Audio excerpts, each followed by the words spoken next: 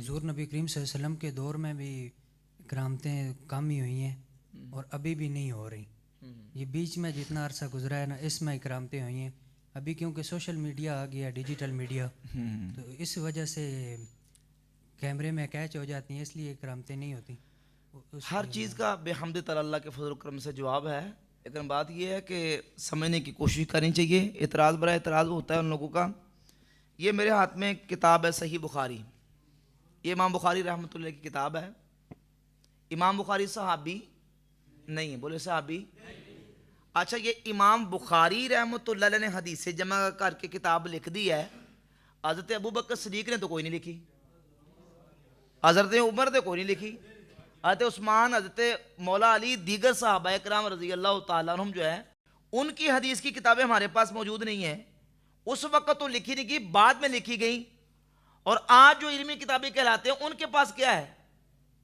तो ये जो किताबें लिखी गई हैं ये भी सहाबा इकराम के दौर में नहीं लिखी गई, बाद में लिखी गई हैं। तो क्या सहाबा इकराम के पास हदीसें नहीं थी, उनको हदीसें याद नहीं थी? उन्होंने क्यों नहीं लिखी? तो देखें, हर चीज का एक वक्त होता है। अब इस जो एतराज और सवाल है, इसका जवाब मुहद्दिसीन ने अपनी किताबों में दिया है। इमाम इब्ने हजर अस्कलानी रहमतुल्लाह अलैह ने फतुल बारी शरह सही बुखारी में इसी एतराज का जवाब दिया। और गैर मुकल्लिदीन के पेशवा हैं बहुत बड़े इब्ने तैमिया, इब्ने तैमिया ने फतावा इब्ने तैमिया में जिल्द नंबर 10 और 11 में जहां तसव्वुफ और सुलूक की बात की है, उसमें इस बात का जवाब दिया है कि पहली बात तो ये कहना कि सहाबा इकराम के दौर में करामतें नहीं थी। अगर कोई बंदा कहे सिरे से करामतें नहीं, तो ये झूठ है। सहाबा इकराम रज़ी अल्लाह तआला के दौर में बहुत सारी सहाबा से करामतें सादिर हुई है। उनका जिक्र सही बुखारी मुस्लिम में मौजूद है, सही मुस्लिम में हदीस मौजूद है, सही बुखारी में हदीसें मौजूद है कि नबी पाक अलैहिस्सलातु वस्सलाम के सहाबा इकराम से करामात का सुदूर हुआ। और फिर हदीस की किताबों में ताबईन की बहुत सारी करामात मौजूद हैं, उनका जिक्र किताबों में मौजूद है। अब सवाल ये पैदा होता है कि सहाबा इकराम के दौर में इतनी नहीं थी, बाद में इतनी क्यों हुई?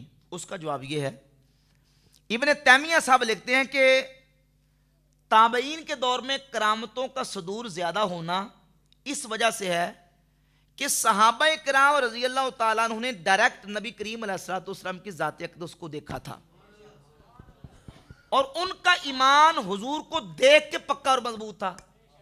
अब जो करामत का सदूर है, ये अल्लाह रब्बुल इज़्ज़त किसी शख्स को शरफ देने के लिए और उसके ईमान को, लोगों के ईमान को ज्यादा पक्का करने के लिए सादर फरमाता है। तो फरमाते उस दौर में सहाबा इकराम का ईमान हुजूर को देख के मजबूत और पक्का था, और बाद वाले लोगों के लिए अल्लाह रब्बुल इज़्ज़त ने करामतों का ज्यादा सदूर करके अवाम के और मुसलमानों के ईमान को और ज्यादा पक्का फरमाया। ये एक जवाब इब्ने तैमिया ने फतावा इब्ने तैमिया में दिया। और इमाम इब्ने हजर अस्कलानी ने फतुल बारी में इसी सवाल का जवाब दिया है। वो कहते हैं देखे कि कश्फ और इल्हामात और करामात का जो सदूर है बाद में उम्मत के लोगों से ज्यादा हुआ है। उसकी वजह क्या है? उसकी एक वजह यह है, जैसे देखें हुजूर अलैहिस्सलातु वस्सलाम की मुबारक ज़िंदगी और हुजूर के सहाबा इकराम के अदवार में जब तक कुरान पाक जमा नहीं हुआ था, तो हज़रत उमर ने, सिद्दीक़ अकबर ने पाबंदी लगाई थी कि तुमने हदीस नहीं लिखनी। हदीस लिखने पर पाबंदी थी। क्यों? इसलिए कि वो दौर था कुरान मजीद को ज़ब्त करने का। कुरान मजीद पत्तों पर, दरख्तों पर, लकड़ियों पर, हड्डियों पर, मुख्तलिफ जगहों पर मुंतशिर आयात लिखी हुई थी। तो वो दौर था कि सहाबा इकराम कुरान को एक जगह पे जमा कर रहे थे, यकजा कर रहे थे।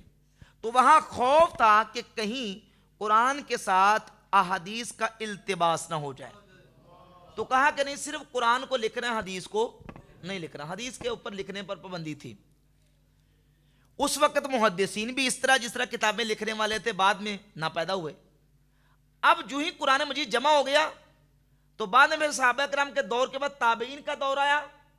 सबसे पहली जो हदीस की मशहूर किताब पूरी दुनिया में इस्टेब्लिश हुई वो इमाम मालिक बिन अनस रहमतुल्लाह तआला अल मुतवफ़ा 179 179 हिजरी में फौत होने वाले इमाम है इमाम मालिक रहमतुल्लाह। उनकी किताब है अल मुत्ता ले इमाम मालिक। 179 हिजरी में फौत होने वाले जो इमाम है उनकी ये किताब है मुत्ता इमाम मालिक। हदीस की सबसे पहली किताब है। اب یہ 250 سال گزر گیا، اس عرصے میں کوئی حدیث کی کتاب باقاعدہ طور پہ لے کے اسٹیبلش نہیں ہوئی. تو کیا پہلے لوگوں کو حدیثیں نہیں آتی تھی؟ آتی تھی، لیکن اب دور حدیث کے لکھنے کا اور حدیث کو جمع کرنے کا شروع ہو گیا. اسی طریقے سے فرماتے ہیں کہ نبی کریم علیہ الصلوۃ والسلام کے مبارک دور میں، صحابہ کے دور میں، دور تھا حضور کے معجزات کے ضبط کا دور، تاکہ امت اپنے نبی کے معجزات کو یاد کر کے لکھ لے، ضبط کر لے، اس کو یاد کر لے. تو کرامات کا زیادہ صدور نہیں ہوا، اور بعد میں جب معجزات ضبط میں آ گئے اور قرآن مجید ضبط میں آ گیا، تو پھر امت کے لیے اللہ رب العزت نے کشف و الہام اور کرامات کا دروازہ کھول دیا، اور زیادہ پھر امت سے ان کے ایمان کو مضبوط کرنے کے لیے اللہ تبارک و تعالیٰ نے امت کے ولیوں سے کرامات کا صدور فرمایا. اب جو صحیح سند کے ساتھ کرامتیں ثابت ہیں، صحیح سند کے ساتھ، یہ ایک پورا موضوع ہے میرا، جو صحیح سند کے ساتھ تابعین کی، صحابہ کی نہیں، تابعین کی، تبع تابعین کی کرامتیں ثابت ہیں. جو تابعین اور تبع تابعین سے ثابت ہوئی ہیں وہ صحابہ سے ثابت. ایک صرف کرامت سن لیں، وہ حضرت عبداللہ بن صوب امام ابو مسلم خولانی رحمۃ اللہ علیہ، یہ بہت بڑے جلیل القدر تابعی ہیں، صحابی نہیں ہیں، تابعی ہیں. اسود انسی نے نبوت کا دعویٰ کیا بصرہ میں، اور یہ صحیح سند کے ساتھ سیرت اور حدیث کی اجلہ محدثین کی کتابوں میں یہ واقعہ موجود ہے کہ اسود انسی نے جس وقت دعویٰ نبوت کیا تو اسے پتہ چلا کہ یہاں عبداللہ بن صوب ابو مسلم خولانی رہتے ہیں. بصرہ میں ان کو بلایا، اور بلا کے اس نے کہا کہ بتاؤ کہ میں کون ہوں. تو ابو مسلم خولانی رحمۃ اللہ علیہ خاموش رہے، اور کہا کہ تم کن کا کلمہ پڑھتے ہیں؟ تو آپ نے کہا کہ میں تو محمد الرسول اللہ صلی اللہ علیہ وسلم کا کلمہ پڑھتا ہوں. حضور کا جب کلمہ پڑھا اور اس کی نبوت کا انکار کیا، حضور کی نبوت کا اقرار کیا، تو اس نے غصے میں آ کے ابو مسلم خولانی رحمۃ اللہ علیہ کو آگ میں ڈال دیا. کس میں ڈالا؟ آگ میں. آگ میں ڈالا تو اللہ رب العزت نے ابو مسلم خولانی کو اس جلتی آگ سے صحیح سلامت محفوظ فرمایا. یہ ابو مسلم خولانی جب بصرہ سے اس امتحان سے نکلے تو نکل کے پھر مدینہ شریف حاضر ہوئے. حضرت ابوبکر صدیق سے جا کے ملے، حضرت عمر سے جا کے ملے، اور صدیق اکبر اور حضرت عمر فاروق نے ان کو اپنے درمیان میں بٹھایا. حضرت عمر نے ان کی پیشانی کو بوسہ دیا کہ جو اللہ نے معجزہ جناب ابراہیم علیہ السلام کو عطا فرمایا تھا، اللہ نے حضور کی امت کے اس ولی کو کرامت عطا فرمائی ہے کہ جلتی آگ سے اللہ نے ان کے جسم کو سلامت فرما دیا. اب یہ جو کرامت تابعی کے صحیح سند کے ساتھ محدثین کی کتابوں میں البدایہ والنہایہ، حافظ ابن کثیر کی کتاب اٹھا کر دیکھ لیں، اس میں اور دیگر بہت سے اس پہ حوالے موجود ہیں، یہ صحیح سند سے واقعہ موجود ہے. اب یہ جو کرامت ہے یہ کسی صحابی سے اس طرح کی کرامت صادر ہوئی نہیں، تو کیا اس کا انکار کر دیں گے؟ بھئی کرامت جو اگر کسی ولی کے ساتھ ثابت ہو رہی ہے، تابعی سے ثابت ہو رہی ہے، ضروری نہیں ہے کہ اس کا کسی بڑے صحابی سے بھی صدور ہو. کئی بعد والے صحابہ ایسے، ان سے کرامتیں ایسی صادر ہوئی ہیں جو بڑے صحابہ سے صادر. حضرت خبیب، صحیح بخاری میں واقعہ موجود ہے، حضرت خبیب رضی اللہ تعالیٰ عنہ، ان کو مشرکین نے جب مکہ میں قید کر لیا تو بنت حارث بیان کرتی ہے کہ ہم نے دیکھا بیڑیوں میں جکڑے ہوئے تھے، اور بیڑیوں میں جکڑے ہوئے ہم دیکھتے تھے کہ ان کے ہاتھوں میں انگوروں کے گچھے ہوتے تھے.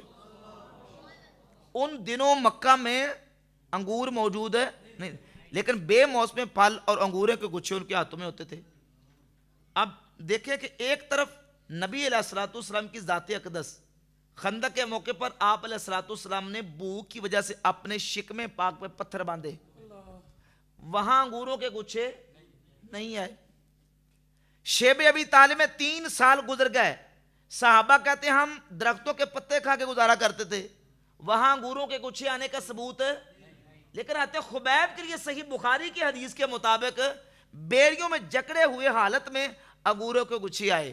ابو بکر و عمر کے لیے کرامت ثابت نہیں ہے لیکن خبیب کے لیے ثابت ہے. تو اس کا کیا مطلب یہ نکلے گا کہ حضرت خبیب کا مقام ابو بکر و عمر سے زیادہ ہو گیا؟ نہیں، مقام ان کا ہی زیادہ ہے، لیکن ایک خصوصیت ہے اللہ تعالیٰ بعد والوں کو عطا فرما دیتا ہے.